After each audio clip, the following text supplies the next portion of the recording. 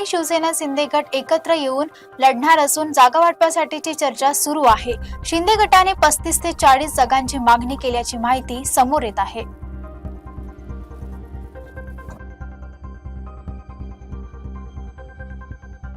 राज्यातील महानगरपालिका निवडणुकांची तयारी जोरात सुरू असून पुणे महापालिकेवर सर्वच पक्षांचं लक्ष केंद्रित झालंय।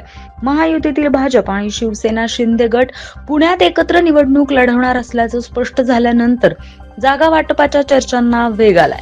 काल पुण्यात भाजप आणि शिवसेना नेत्यांची बैठक पार पडली। या बैठकीत शिवसेना शिंदे गटाने 35 ते 40 जागांची मागणी केल्याची माहिती सूत्रांकडून मिळतीये।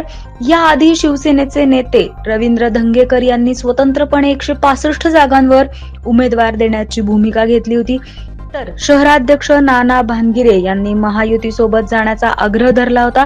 त्यामुळे शिवसेनेत अंतर्गत मतभेद असल्याची चर्चा होती।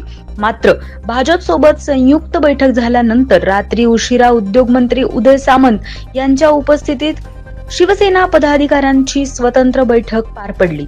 भाजपकडून पुणे महापालिकेत किमान 125 जागा जिंकण्याचा दावा केला जात असून उर्वरित जागांवरच महायुतीतील वाटाघाटी होणार असल्याचं संकेत आता मिळतात।